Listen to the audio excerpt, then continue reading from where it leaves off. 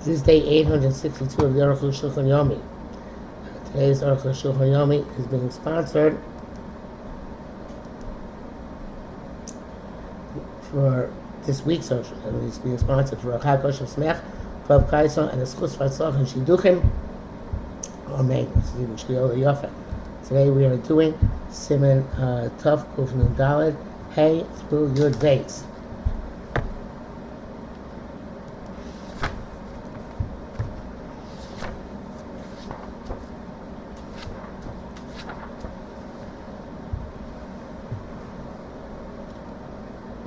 Hey, one of the bad things one can learn on the Tishba, say for Eov, should be we saw bad things in Yom Yom, which happened to Jewish people. To be the Chomesh of Hamdalik, we skip the constellations. The Chen arose, shall Alma Moav, the Sharim was Lumas, and bad things happened to other nations, we skip. The Chen arose, shall Yureli, Cain Var Maroim, shall be Sharim Vim, even though the talks about Yom Yom, it's not specific. Others as well. Malasha Shas Koshrak Yom Yom, the Shas on Yom Yom, should leave Yom Yom Shabbat Varim. There's lots of bad stuff going on. The Chemikilas Eicha, the measures Eicha, you can also read. We get Perkin Amgachan, the Rubilchus Abeus, and the third Perkin Moikadim, which is mostly Chus Abeus, Afshish, Gamshul, Din Archokos, and the Sipos, and the laws of people who are putting Cherem, all sorts of ways. Also like a base. Perushim of Eicha, which is not so partial because some people say you should learn so much biyur, but he says allows learn the Perushim. They here are those who forbid learning by thought. The Avogad became on the hero of Kadiba down. We know he was not thinking is not like speaking. Nevertheless, there's simcha and thinking words of Torah. The English or Mashan Messiah Arakis Psuki Nechama I use Psuki Nechama after kinos like Tzarchem Tzion B'chulei Shel Shivti Yerushalayim B'yimei Beisi B'nei Bav V'Gomer Ot B'Tzan Rai B'Tov V'Gomer, all that good stuff. Omnam Zeu came Tefillah B'Alma, just like a Tefillah, V'lo Shemun, it's not learning. It's like he was davening the Sechas Zaynenu. You should see the redemption. Peilos for Raka Tefillah Shai shouldn't pass can Shai unless it's necessary. Especially not said in the Din Torah on this bitter day. Nevertheless about Dina Chutzim Medarkom. If the reality is reality and the Bali didn't need a quick psak, you have to leave quick next day perhaps. You can make a Din Torah after Chatzos. Chosh came Adam and get director mitzvah. So he has to do with bar mitzvah, Kofi Orus Einei Hamore. Everything has to do with how the place succeeds. There's no difference. But Torah also below B'tfilah. In Torah you also not feel levad except for Bircha Shosli called Tzarki. The bracha of Shosli called Tzarki. Shishim she'ein lo b'tishbav. Some say you shouldn't say Tishbav v'Yom Kippurim and Kippur Shulchan Achei because people go barefoot. Mishmur says many Achronim say you can't make a bracha, and Bircha says that people do make a bracha, and of course, most people do not go absolutely barefoot. They don't go in their socks. They go in shoes, just not regular shoes. So therefore, you can't. It will be more mistaber to say a shasli kol tzarki. A few parshas say the parshas korbanos. Even parshas korbanos you can't say. Shul says that you shouldn't say pita mektoras because it's not from the seder hayoim. You certainly shouldn't say the seder korbanos. And that would say shulchan parshas korbanos mean that you can say it's only parshas atomi, not the rest of it. So the Rosh doesn't seem to specify to make that distinction. He seems to say it's all okay. Not like the Mishabura. Not like it's printed in most of the chinas. We say a few parshas Arkeda, parshas Komaros. Mishnah says the Kom, Bryce Rabbi Shmuel, V'chein Shivas Hayom. Also, Yoshua Rabbi Shem Divrei Torah. Even though Divrei Torah Kokam came Shem Yisrael, I feel since they're part of the order of davening. And Kli Mitzvah Tzalek Learning Torah. Aval Miras Tilim Lachas Feel, but saying Tilim after davening of a Shir Yichud Malkum Shnogu B'Cholim Alonim and his Miras, not in his Miras, Shir Kama. The Shir Yichud of every day when they say it, if they have cause to say it, Loyim we should not say it. Yeshua said B'Mincha. Some say by Mincha Kevan Shehem Derech Bakosha because that is a manner of a request. Which the words of the Sharatzion says in Pozna, they used to say the next day, and Asirba of the Shirichud of the for the day before and that day. The Rechaim says that you shouldn't say no. Sorry, exactly just in Shirichud. At the end, the Arukh HaShulchan says some people say Derech Bakosh by Mincha. But again, the Arukh HaShulchan says not, and the Rechaim says you should say Tilim by Mincha, but you can't say Shir Yichud. Okay. I don't know anybody knows a minute to say shiucha nowadays every day, but Ashra B'Tova. Because Rabbeinu Rambam B'Siv Tal the Mutar L'Chazor Parashat B'Tisha B'Av Akal Hashana. You can do Shnei Mikra Bechos Darga, which you're supposed to be able to do in Avelos as well. But Arukh HaShulchan disagrees. He says in Kamanos the Parashas of Shavua Udavarteim Lokish Chabas Shabbos. Having said it only comes on Shabbos. He says Chegusam Magen Avram Elirab Lo Kartaz. The minute is during Avelos also do Shnei Mikra Bechos Darga on Shabbos. Mishnah Berurah says a different shot altogether. He says not just do Shnei Mikra Bechos Darga, but the Baal Koreh can learn the parasha before it reads it. Okay. Zayin. Ubros Umenikos, women who are pregnant or nursing Misanas Mashivas Tisha B'Av, they're supposed to complete the fast Tisha B'Av. They're actually Misanas Mashivas Yom Kippurim like they do on Yom Kippur. Nowadays, the Nischal Shu Adairos, even more than the days of Arukh HaShulchan, and especially out of Tisha B'Av Nidche, and many poskim who will find heterim for women not who are Misahim Ubros Menikos to at least eat Shurim. Have a shlosh tamas achis, but the other three tamas paturas mianos, not the Boros Menikos don't have to fast, not like the Hasidic ladies who don't fast any fast, or the Briskers don't fast any fast, or Arukh HaShulchan does not hold that way. Arukh HaShulchan does hold they should pass the other fast, just not Boros Menikos. The Kosh Kemetani says that certain times Esther they are exempt from fasting. V'loich me'ason Boros Menikos should not be machmir themselves. They should not eat for their pleasure, food and drink, just enough to sustain the fetus or the child. You can't fast even at Tisha B'Av, because they're weak, because they're likely to get sick. Even there's no imminent danger. Shouldn't fast. Zehu have freshman Tisha B'Av Yom Kippurim. This is Tisha B'Av Yom Kippur. The Yom Kippurim ain't lachol rak mokom sakara. Yom Kippur Boros Menikos should only eat mokom sakara. Tisha B'Av feel shalom mokom sakara. Tisha B'Av even if it's not mokom sakara. Mokom choli goes to Rabbanon. Interesting. So there's a chayli Rabbanon that make it say. Avil chayli chen kos atzor shein Rabbanon chen Rabbeinu b'Yosef b'Siv Vav. The chayli kol shloshim yom. A woman who gave birth all 30 days and a sick person who needs to eat, doesn't have to need assessment by a doctor. You give him to eat immediately. The place of sickness, Rabbanon did not make his hair. Even if the sickness doesn't drive him to bed. He's driven to bed. Kippur doesn't fast. The Kosh Mutamita will be sakana. Anytime he's driven to bed, he's in danger. Sounds more lenient than we are nowadays. People have aches and pains, beside they fast. Kosher never jump into this kosher, we get a chayla. Anybody who falls in the category of sick, anyone beside Tisha does fast Tisha. Kosher anybody get a chayla, but it's not a category of sick, beside it does fast. Istanbul versus Nikos, misanos, and generic women who are pregnant and nursing do fast and get chalush unless they are weak and close to get and liable to get sick. A few times shows Ketanim don't fast on Tisha B'Av at all, even in part of the day. Nowadays, I think Ketanim do it before the Bar Mitzvah. Somebody who was unconscious and he got better, he's getting better every day. Should not fast Tisha B'Av, not refrain from meat and wine.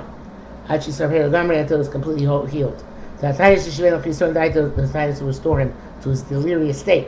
And so to refrain from meat and wine, everything he needs. Even from other afflictions, such as washing and anointing and putting on shoes, because such a person needs a lot of safeguarding. Now here, the Arukh HaShulchan says something which is not so pashut. He said in brackets, Pachas Mashir Kashir Lo Shav Tisha B'Av Shul Rabbanon.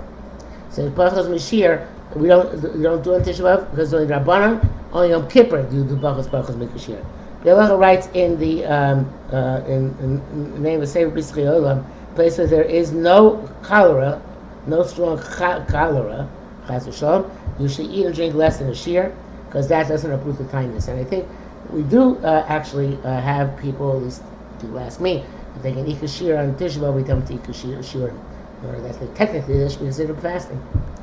Ches Rabbeinu Haramakos Absi Baba Chai V'Chol Zel Shani writes that a woman gave birth and a sick person. Mil Nagos Sang as a closed mention in Psycho. So the fast as long as no great anguish, which will lead to a concern for danger. If I make a life since somebody is lenient, does not lose. I can't show. Klamashach says something could be Yom Kippurim. They're machmir on themselves like Yom Kippur as long as there's a sakana. They fast. And those pass in a way that a woman gave birth after Shiva. The first 7 days after she was birth, she fasts unless she says she needs to eat. Yesh Shalom said those who argue. Taz and Avram, Rabbi Shari Tshuva. Maybe that was in their day and age. Those who bring Chazakim. They were healthy and strong.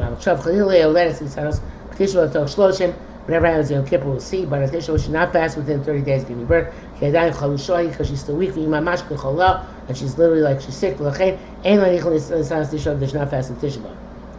Mishnah Berurah says within 7 days, so within the first 3 days, even if she says she doesn't need to eat, she should not fast. From 7 to 30, they do fast as long as they don't have a specific weakness and they're healed from their giving birth. But she's not completely healed, or she was still a little bit sick or weak, weak by nature, she should not fast within 30 days. So the Rabbi writes, even your lettuce who does fast, she should only fast a few hours. If it's that hard for her, she shouldn't fast at all. So this was slightly more machmir. Test v'chitza serve Tisha B'Av, washing is also Tisha B'Av. In Mechamed, it's only whether hot or cold. If you don't see that's above a mine, and stick a finger in the water is also Tefillah Shal Mitzvah. The Yishin Lo Shad Tisha B'Av. The Tefillah on Tisha B'Av is not relevant. The Tzvim Tash is not allowed to have relations. It's not a kadmon. But in the ancient days, she was showing Tefillah was on when they was meticulous Tefillah at the right time, regardless of whether they're going to have relations. Having mitzvah would be a mitzvah, having tovos, that they would, tovos. But now we don't do that. We make sub-exivos, because every woman is sub-exov, so you don't know the precise time. So don't go to mikvah Tisha B'Av. Woman requires going to mikvah Tisha B'Av. She should start her preparations, washing, shampooing, erev Tisha B'Av. At night after she was over, she should do a little bit of shampoo. So that immediately after the shampoo should be the tefillah, the teeth bowl, and she should toivuk because you're this and it's cooked like this. So you got Tisha B'Av, and the custom is also to not just shampoo but also wash a little bit. Might say Tisha B'Av. Mishnah Berurah says if she does shampoo after Tisha B'Av, she can do the entire shampoo. But the average she can do the entire shampoo. Might say Tisha B'Av. You the tefillah mutar chutz yadav for the davening allowed to wash your hands. Davening is mitzvah. That's interesting. I didn't know that. It's like tefillah mitzvah. Chein misha nichnas beis akisa ushtin. So went to the bathroom or urinated. Certainly yadam ne'akim nichiyas. He has to wash his hands because of cleanliness. Shetzach the Arukh HaShulchan says got to make a shiatzar. V'lo yichotz kol yav v'shim wash l'hoin and l'fi machatzar. Havi yelchilch only what's necessary to remove the shmutz. Shmuel says that it's he's more machmir. Yeah? He says after urinating or defecating, it's best to in order to make sure that you have to wash your hands, you should rub yourself a bit. Some people say don't rub yourself, and then you're not allowed to wipe yourself. Not allowed to wash. I believe the meaning is nowadays says we wash regardless.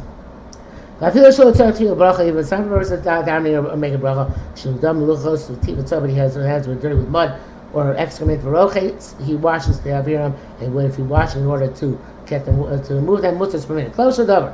Shano peso kol shadavar any wash which is not for pleasure. Mutzah Tisha B'Av, Tisha B'Av, Nashim Ashim Tisha B'Av, the women who are cooking Tisha B'Av, they have to wash with hands some sort of food stuff. They wash, they're not concerned. The it's not for the purpose of pleasure. The person washes hands in the morning when he gets up from bed. The Gemara seems to be not sure about this. He says, therefore, you should make a bracha on the Tilas Yadayim in the morning. Afterward, you wash, unless you went to the bathroom. Then you can wash your hands up till the knuckles, and then make a bracha on Tilas Yadayim and Asher Yotzar. So I believe many of us have a minute to do every day. The Stam Yadayim L'Chochos Arukh HaShulchan says regardless, hands are generically required to be unclean, so you can wash no matter what. Not the entire hand. But to the knuckles. After you wash your hands, they're still a little bit moist. After you wipe them, you can pass them over your eyes. Mishra says also on your face, on your hands and on your feet, as long as it's not moisture, which is actually going to leave moisture on the on those parts of the body. But that's explicitly arguing Arukh HaShulchan. So Arukh HaShulchan says the point of also well, maybe it's the same thing. Maybe they'll do it. But there's point of also chutz. Not sure. It's probably washing mamish. Which is what it says somebody is an istiness. He has to wipe his face with water, otherwise he's not going to be calm the entire day. So he wipes his hands and face with water. He should do it. A kala, within 30 days after her marriage, she's allowed to wash her face in order that husband not to be repulsed by her. Okay, so again, Moshe says put up asu chotz, rakinayim biyadayim chotz ksas mutar, but the hands with slightly, the eyes are slightly my stance is made. Achim liflu beinav, there's like little mucus in his eyes. With that you wash them with water. You wash them until you remove the mucus. So that's like mud and excrement. Showing the cycle, you can wash it in a way, but in a question, not concerned. Came change the time, it's not meant for pleasure. Or rather to clean the eyes and remove from the mucus. You base. Someone's going to greet his Rebbe or his father, which is going to marry someone who's greater than him. Or mitzvah, go over his mitzvah. Over my mitzvah is allowed to pass in water up to his neck. If that's the way to go, has to go.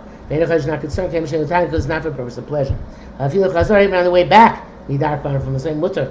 It's permissible to we don't allow him to do it at the end. He won't go. Mitzvah, and it's going to refrain from the mitzvah. Is going to watch his fruit, should be stolen, or he's got to sell them. He's going to do commercial activities. Who goes up to his neck in water, not concerned, because it's not for purpose of pleasure. But that, it's not mitzvah, also. On the way back, it's also. By mitzvah, you don't let it come back, he won't go. But for commercial activity, he'll go, you don't let it go back. The body, he's going to go because of loss of money. Plus, if he doesn't go, what do we care if he doesn't go? So somebody comes from the road and his legs are dusty. He can wash with water. Since it's in order to remove anguish, not for a person pleasure, but it seems that probably his legs also ache. Kol she'etan mutar, anything which not for a person pleasure is permissible. Like we wrote.